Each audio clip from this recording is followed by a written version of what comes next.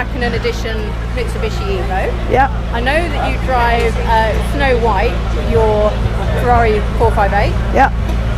And I know that you have this amazing F1 car that you own and race. Yeah. And do demo laps in. And this isn't your first F1 car either. And I also know that you used to run Giancarlo Fisichella's fan club. Haha, So yeah. what I want to know is, how do you go from running an F1 driver's fan club to being an F1 driver yourself and driving these cars? Good question. Yeah, I mean, I was actually racing James Hunt's McLaren when I started the Fisichella fan club. So, and then he became quite a fan of mine because I had James Hunt's car, so it's quite amusing, really. Yeah? So Yeah. you went from running his fan club to No, I him wouldn't. being a fan of yours? Yeah. Excellent. He's such a lovely guy, so yeah. It's beautiful. Yeah. But I mean, what got you into racing and into cars? When I was about 11 or something like that. When I was young, I was taken to a race meeting and decided when I grew up I was going to be a racing driver because I thought it was Something so you always wanted to exciting. do Yeah. in your earliest days. Yeah, I So tried horses and everything, but nothing. How did it happen? How did you get into it? I met a guy that who I started going out with, and he was a golf fanatic. And so I used to go and caddy for him, which I hated, golf. I didn't like it at all. And so I then used to drag him off to Brands Hatch. And that's how it started, because he got interested in motor racing, and then he bought a Formula 4. Oh no, we did. We went to motor racing school at Brands Hatch. Yeah. We both went through the course, and then he bought a Formula Ford, which we then shared. Yeah. So we both raced it, and then went on from there to other cars. So. And now you're running the British Women, you're president of the British Women Racing Drivers Club as well. Yeah, I've been in the club for a long time, and then I was honoured when they asked me if I'd become the president. So yeah, so I'm encouraging all the girls and do a lot of stuff for that. And What advice would you give women wanting to get into motorsport now then? I think it's much easier for women now than it was when I started doing it. There were very few women, and most women who actually did it because their boyfriends or husbands did it.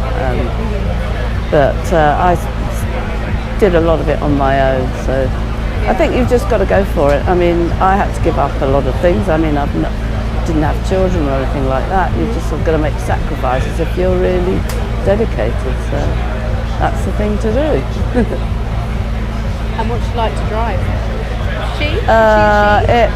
Well, no, not really, because I think of Michael when I drive it. It's. Do you think of the car as an embodiment of Michael? Yes, and because of that, I have to be so careful of how I look after it.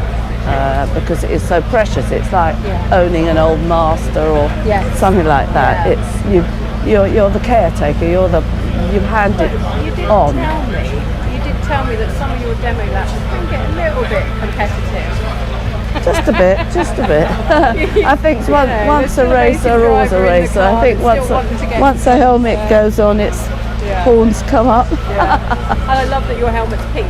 Yeah, so you're advertising. Well, girls are I think it's because I've always been a tomboy, but I also love pretty things. So I'm also like very feminine things. So it's like one extreme to the other. So yeah. What does she handle like? What's she like to drive? Of course, Shuey used to like his cars very stiff and hard. And basically none of the other drivers could drive his cars, which I think was probably maybe a lot to do with it, you know. Nobody else could drive his setup or anything.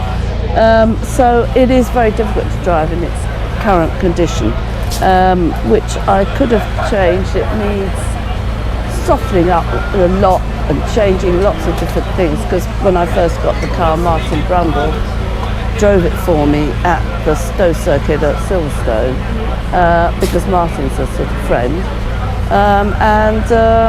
He did to get a list of how I could make it more user-friendly, basically. So he did a lot and came up with loads of things, but I've never been able to afford to have much done, really, unfortunately, because I don't have a sponsor. I pay for it all myself. So, yeah, it'll be nice to get it done, get all the boxes ticked that Martin suggested one day, but hey, I'm lucky to drive it at all. I worked on the Formula One in '98 when Michael was racing. Yeah. Not this car, obviously it was after this car. But I can't help noticing Michael was a lot taller than you. Yes. Have you had to, well you have obviously Yes. had to make some changes to accommodate you in the car. Move the pedals, and then I have a different seat and everything. But I'm quite lucky generally, being small. I can fit in any Formula One car. Yeah, so you've driven So some you- other people's F1 yes, I have. cars as well, Lots haven't you, of that other aren't people. lucky enough to be able to fit in them.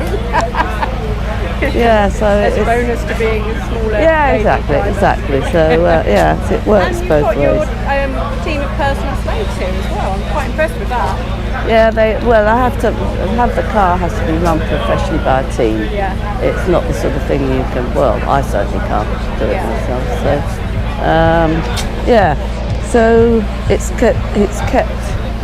I don't see the car until it arrives wherever I'm driving. Wherever So you're driving. yeah. So you've just come from Silverstone, haven't you? Yes, straight down You from were at Silverstone Silverstone. for the British Grand Yes, Prix. doing the F1 demo there. So yeah, it's And then you've non-stop come at the straight moment. down here, Yeah, which is straight why down you missed here. our Tyrrell F1 event. Yeah, I know. Yeah. It's a shame that, because I would have liked to have come. It's a shame. I would have known quite a few people there. So yeah, it's a shame, but can't do everything. Yeah. Thank you very much. Thank you. So you're going out at 3:30. Yeah, on track at half. I think they might be calling us up soon to go out.